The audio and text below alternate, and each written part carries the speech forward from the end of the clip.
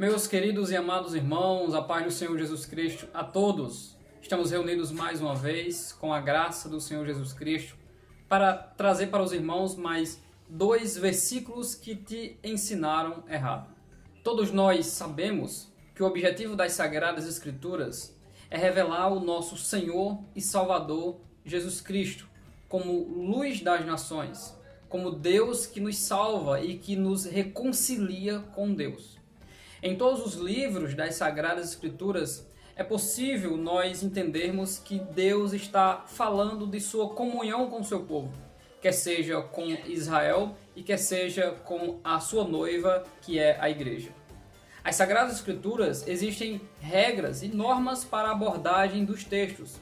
Há literaturas diferenciadas com um objetivo diferenciado, que existe uma carga enorme de analogias, de metáforas, e que quando nós olhamos para as páginas sagradas e vimos tipos, figuras, analogias, comparações e parábolas que às vezes interpretam e falam do nosso Cristo e às vezes não. E existem até textos, como por exemplo Salmos, que o Salmo está descrevendo a situação do próprio salmista e depois entra com a revelação da obra do nosso Cristo. Não só o livro dos Salmos, mas também o livro dos profetas, que falam da situação do próprio profeta vivendo nos seus dias e abre às vezes um parêntese para revelar a figura do nosso Cristo, a obra do nosso Cristo e a salvação para a nossa alma que vem do nosso Cristo. E temos que ter um enorme cuidado para não aplicar todos os textos a Jesus Cristo e também para não passar sem dar uma vista se os textos de fato aplicam-se à pessoa do nosso Senhor e Salvador Jesus Cristo. E é isso que nós iremos fazer neste vídeo. Nós iremos trazer para os irmãos 2 versículos que normalmente as pessoas aplicam ele ao nosso Senhor Jesus Cristo. Será que esses textos falam do nosso Senhor e Salvador Jesus Cristo? É isso que nós iremos conferir agora. E o primeiro texto é Livro de Cantares, capítulo de número 2 e o verso 1 que diz: Eu sou a rosa de Saron, o lírio dos vales. E como normalmente as pessoas interpretam esse texto?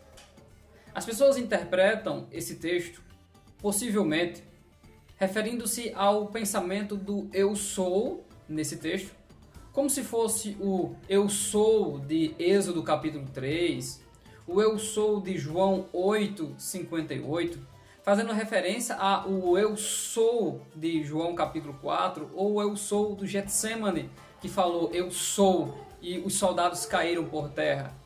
Isso é um vício bíblico, um vício daqueles que abordam as Sagradas Escrituras de uma maneira errônea. Nem toda palavra, nem todo o conjunto de palavras eu sou na Bíblia Sagrada está fazendo referência ao Senhor Jesus Cristo.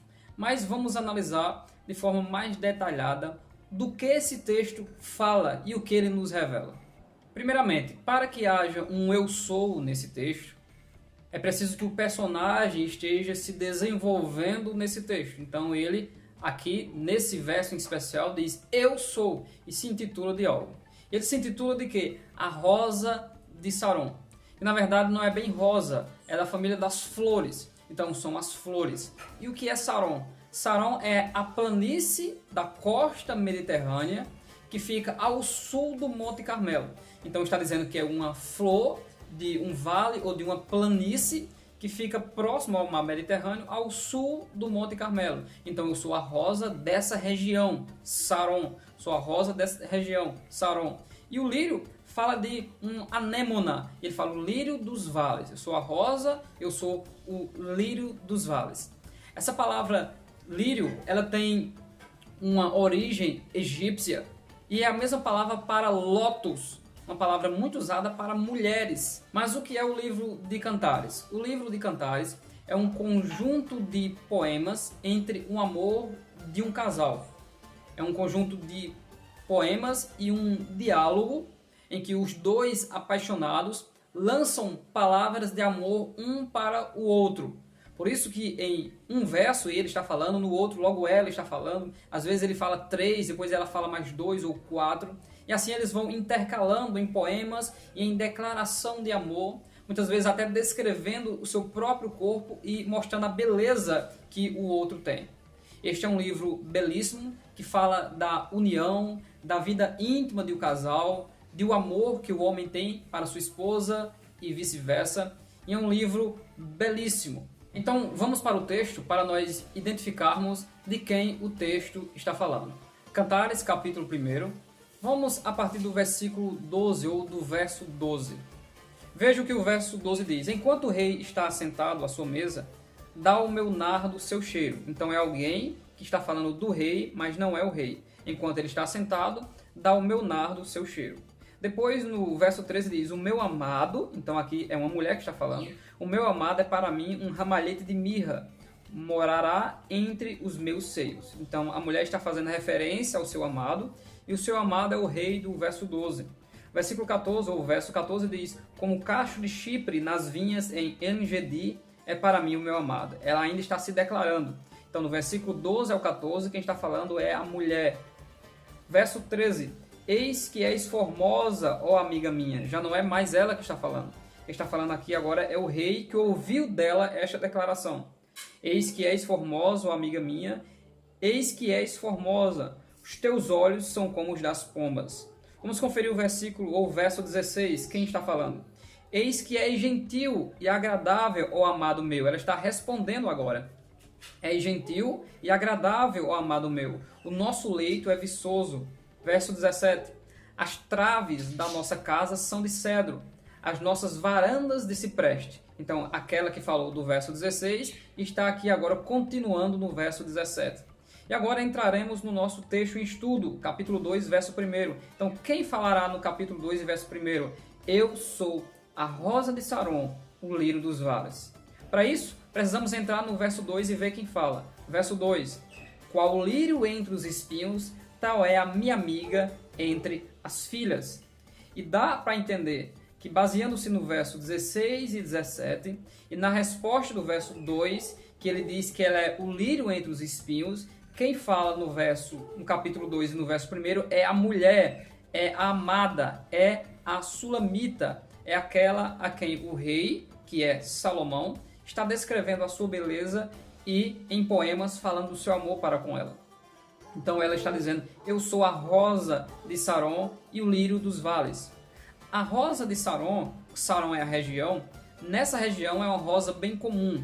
Então muitas pessoas entendem que ela está dizendo para ele que eu sou uma mulher comum, assim como as outras. Mesmo você me descrevendo com uma gentileza tão forte e tão bela, eu sou uma mulher comum, como qualquer outra, eu sou o lírio dos vales. E ele responde a ela no verso 2, qual o lírio entre os espinhos, tal é a minha amiga entre as filhas. Com isso, meus irmãos, nós entendemos que o verso 1 do capítulo 2, quem está falando aqui é a amada do rei Salomão. E ela está dizendo para ele, eu sou a rosa de Saron, o lírio dos vales. E ele responde para ela que você é o lírio entre os espinhos, você é a lótus, ou seja, você é a beleza entre as demais, você é mais bela do que as demais. É um texto poético, um texto belo, que expressa o amor de um casal que está vivendo seus momentos de delícias, seus momentos de amores, seus momentos de prazer. E com isso nós queremos dizer que muitas pessoas ao longo do tempo, existem várias canções, cantores gospel de fama, existem vários textos, inclusive textos de Inário, que expressam a rosa de Saron e o lírio dos vales como sendo a pessoa do nosso Senhor e Salvador Jesus Cristo.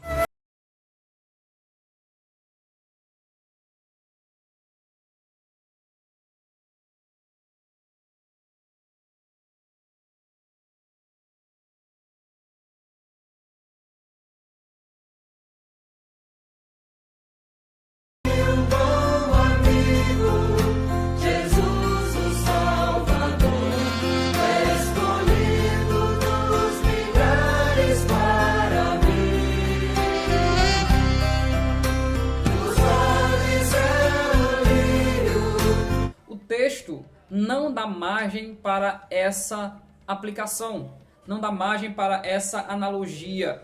Alguns falam pela beleza da rosa de Saron, de que expressa a beleza da graça ou a beleza da perfeição do nosso Cristo. Mas o texto, ele não nos expressa isso, ele não fala isso. Mas como identificar Deus e o seu povo nesse texto? Mais precisamente, Deus e a nação de Israel do que Jesus e a igreja. Deus e a nação de Israel, que é uma alusão a Cristo e a sua noiva que se encontrarão para este casamento. Todavia, nesse texto, o casal está casado e desfrutando de intimidade. Então, nesse texto, poderíamos, a grosso modo, e não usando de figuras e de analogias em detalhes, porque eles fazem aqui detalhes e expressões até dos seus toques íntimos, até da sua intimidade. Mas o texto em comum, em seu contexto remoto do livro, está falando de que Deus ama o seu povo. Deus quer comunhão com o seu povo. Deus quer intimidade com o seu povo. E é basicamente isso. Não é necessário nem ir para um outro contexto de um outro livro para procurar as respostas que elucidam essas pequenas questões. O que se trata é apenas de uma leitura responsável do texto, uma leitura em que nós respeitamos o livro para que nós não venhamos a fazer aplicações equivocadas. E aqui eu faço a pergunta a você. Você foi ensinado que esse texto fala do nosso Senhor? Até hoje, até esse momento, você entendia que esse texto está falando disso? Se sim, conta a sua experiência aí, como você veio a entender e a relacionar esse texto com Cristo. Escreva aí embaixo, participa dos nossos comentários, também deixando o seu like. Nós partiremos agora para o nosso segundo texto. O nosso segundo texto se encontra no livro de Zacarias, no capítulo de número 13, e o versículo de número 6, que diz: E se alguém lhe disser, que feridas são estas nas tuas mãos? Dirá ele, são as feridas com que fui ferido em casa de meus amigos. De que forma as pessoas interpretam esse texto? Quando nós olhamos para o contexto de Zacarias 12, 13 e 14, nós vemos o castigo e a vingança de Deus para com os impenitentes, para com os incrédulos, para com as nações ímpias. Dentro desse contexto, está contido a época da guerra do Armagedon, em que o Senhor Jesus Cristo aparecerá no Monte das Oliveiras para salvar e purificar o seu povo de Israel da quase destruição que Israel passará com todas as nações que são os seus inimigos. Nesse momento, o Espírito da graça e de súplicas virá sobre a nação de Israel. Se cumprirá a parte de Ezequiel 37, que diz que o Espírito dos quatro cantos da terra veio sobre aquele grande exército e se puseram de pé. Por causa disso, quando nós lemos Zacarias capítulo 13 e versículo 3, logo de cara nós aplicamos ao nosso Senhor e Salvador Jesus Cristo, não fazendo as devidas divisões em que o texto está expressando o seu conteúdo, qual o objetivo desse contexto. Analise comigo Zacarias capítulo 13, do versículo 1 ao versículo 5, que diz: Naquele dia haverá uma fonte aberta para a casa de Davi e para os habitantes de Jerusalém contra o pecado e contra a impureza. E acontecerá naquele dia, diz o Senhor dos Exércitos, que tirarei da terra os nomes dos ídolos, e deles não haverá mais memória.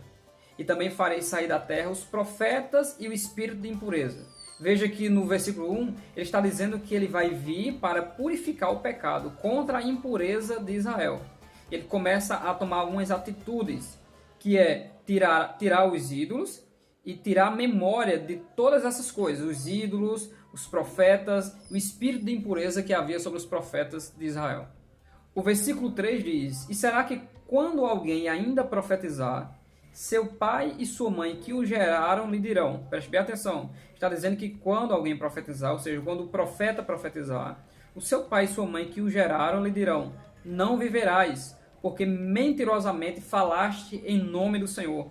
E seu pai e sua mãe que o geraram o transpassarão quando profetizar. A purificação de Deus para com Israel é de tal forma e que a santidade caindo sobre pessoas, né? Agora pessoas com o Espírito da graça de Deus sobre eles, o pai e a mãe, para honrar a Deus e para purificar a nação de Israel, eles vão tirar a vida dos seus próprios filhos que forem falsos profetas. O versículo 4 diz: e acontecerá naquele dia que os profetas se envergonharão. Olha só, profetas envergonhados, cada um da sua visão quando profetizarem. Nem mais se vestirão de manto de pelos para mentirem. Ou seja, haverá uma purificação quanto aos profetas. Eles não mais receberão iluminação para profetizar nem de Deus e nem terão coragem para profetizar aquilo que é falso. Não se vestirão mais com as suas roupas que o caracterizam como profeta. O versículo 5 diz: mas dirão, olha só o que os profetas dirão. Está falando que os profetas vão falar: não sou profeta, sou lavrador da terra. Eles negarão que são profetas, porque tenho sido servo desde a minha mocidade. Toda a obra que o profeta realizou desde a sua mocidade, mas como falso profeta, ele negará, irá dizer: não, eu sou agricultor, eu não sou profeta. Ele negará. E aí entramos no versículo em estudo, que é o versículo 6, que diz: e se alguém lhe disser, e se alguém lhe disser, está ligando os textos anteriores. Lhe disser a quem? Ao profeta, ao falso profeta que está negando que é profeta, porque está havendo uma purificação da parte de Deus para com os profetas. Então o texto está fazendo referência a alguém que faz uma pergunta a esse falso profeta que está negando e dizendo que é lavrador. Então ele diz: se alguém lhe disser, que feridas são essas nas tuas mãos? Dirá ele. Quem é ele? O falso profeta. São feridas com que fui ferido em casa dos meus amigos. O versículo 6 está mais uma vez confirmando a negação do profeta. No versículo 5 ele diz: eu não sou profeta, eu sou lavrador. É semelhante a Pedro negando Jesus insistentemente. O profeta está negando que era um falso profeta. E no versículo 6 ele diz: não, essas feridas são feridas com que fui ferido na casa dos meus amigos. Então essas feridas se caracterizam em quê? Em um mal em que as pessoas devem fazer ao falso profeta por eles profetizarem falso. Então ele está ferido porque alguém feriu ele por estar profetizando falsamente. Aí alguém, para tentar identificar se ele é um falso profeta, ele com medo de morrer, já negou no versículo 5 que ele é lavrador. Aí alguém identifica as feridas e diz: e que feridas são essas aí? Ele diz: são feridas com que foi ferido na casa dos meus amigos. Ou seja, foi uma briga, foi qualquer outra coisa, mas não tem nada relacionado à falsa profecia. Então veja que é um texto que fala de ação dos próprios israelitas dentro do seu povo para purificar a nação de Israel, ferindo os falsos profetas. Aí você pode me perguntar: mas esses textos não estão falando do Senhor Jesus Cristo? Em especial nesse não. Desde o capítulo 11, que fala sobre o castigo dos impenitentes, no capítulo 12, que fala sobre a destruição dos inimigos, vai seguindo até entrar no capítulo 13, até o verso 6, ou o versículo 6. Aí então, conferindo aí na Bíblia Sagrada, perceba que a partir do versículo 7, existe até um título diferenciado. E o título que está na minha Bíblia é: o pastor ferido, o juízo final, a exaltação da igreja. A partir do versículo 7, sim, nós estamos falando de Jesus Cristo, do pastor que foi ferido, pelas suas próprias ovelhas, e agora está se revelando como aquele que foi traspassado, aquele que eles se envergonharão por ter tirado a vida há uns 2000 anos atrás, ou muito mais de 2000 anos, porque estamos no contexto da Guerra do Armagedon. Meus queridos irmãos, existem interpretações que uma simples leitura com atenção, você tem a exegese bíblica sadia e assim como a Bíblia falou. Por isso eu aconselho a você que gosta de abrir a Bíblia de forma espontânea para meditar em um versículo, leia o seu contexto. Adquira o maravilhoso costume devocional de ler a Sagrada Escritura, de fazer propósito por semana e dizer: esta semana eu lerei todo o livro do profeta Zacarias, a semana que vem eu lerei todo o Evangelho de Mateus. Faça esses maravilhosos propósitos com Deus, porque cada vez que nós lemos as Sagradas Escrituras, o contexto vai ficando claro dentro da nossa mente. Claro que existem interpretações que são bem mais difíceis, que precisamos fazer pesquisa até em todo o contexto remoto das Sagradas Escrituras. Mas esses dois versículos que eu trouxe aqui para os irmãos são bem semelhantes no quesito de contexto. Só uma leitura bem rápida, sadia, com pouco contexto, ou seja, o contexto imediato, nos deu a resposta. Um dos versículos falava sobre a qualidade da mulher do rei, e o outro versículo fala da negação dos falsos profetas que não quererão mais profetizar falsamente. Com isso eu quero agradecer a todos os meus inscritos, que Deus abençoe grandemente a sua vida em nome de Jesus. Se puder estar compartilhando os nossos vídeos, deixando o nosso like, e eu peço a você o seu comentário nesse sentido. Você entende ou aprendeu que esse texto, depois que nós mostramos o contexto, falava de Jesus ou não? Conte para nós a sua experiência, e se você não ainda é inscrito no nosso canal, se inscreva no nosso canal, dá tempo de fazer isso, ative as notificações, que é o sininho, e coloque em todas, para que todos os vídeos que nós estivermos produzindo aqui para os irmãos possam estar consumindo esse tipo de material. Amém? Ficamos felizes pela sua vida, que Deus abençoe a sua vida grandemente em nome de Jesus Cristo.